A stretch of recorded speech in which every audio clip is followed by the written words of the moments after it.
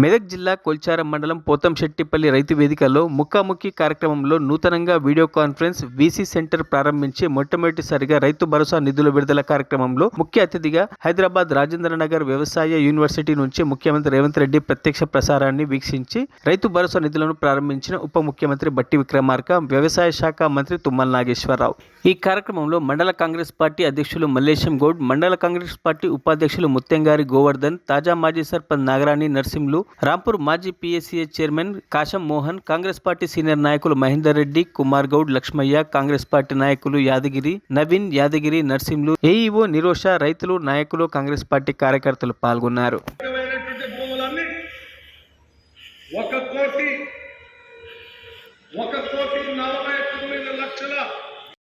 ఉప ముఖ్యమంత్రి వర్యులు బట్టి విక్రమార్క గారు, సహచార మంత్రివర్గ సభ్యులు, పార్లమెంట్ సభ్యులు, శాసన మండలి సభ్యులు, శాసన సభ్యులు, ప్రభుత్వ ప్రధాన కార్యదర్శి గారు, వివిధ శాఖలకు సంబంధించిన ఉన్నతాధికారులు, agriculture university vice chancellor అలాస్ Danayya గారు, వ్యవసాయ శాఖ కమిషన్ చైర్పర్సన్ కోదండ రెడ్డి గారు, అదేవిధంగా ప్లానింగ్ కమిషన్ వైస్ చైర్మన్ పెద్దలు అగ్రికల్చర్ యూనివర్సిటీ పూర్వపు విద్యార్థి డాక్టర్ జి చిన్నారెడ్డి గారు, అదేవిధంగా వేదిక మీద ఉన్న ప్రజాప్రతినిధులు, ఈ ఆడిటోరియంలో ఉన్న రైతాంగ మిత్రులు, 1600 రైతు వేదికలలో దాదాపుగా 6,40,000. ఈరోజు గౌరవ ముఖ్యమంత్రి వర్యులు రైతు బాంధవుడు తెలంగాణ రథసారథి యనమల రేవంత్ రెడ్డి గారు యావత్ తెలంగాణ రైతాంగానికి ఎంతో పండగ లాంటి రోజు ఈరోజు వానాకాలం సీజన్కి ఒకే విడతగా రైతు బంధు నిధులు విడుదలైన సందర్భంలో మా కొల్చారం మండలం పోతంశెట్టిపల్లి క్లస్టర్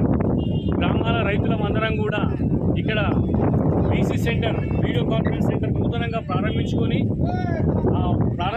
వీడియో కాన్ఫరెన్స్ ద్వారా ముఖ్యమంత్రి గారితో నేరుగా ముఖాముఖి కార్యక్రమంలో పాల్పంచుకున్న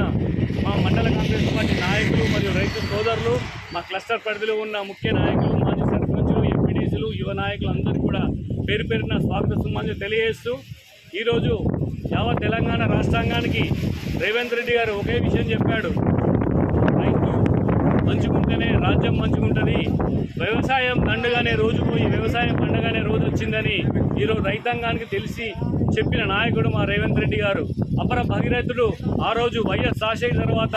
ఈరోజు రైతుల పట్ల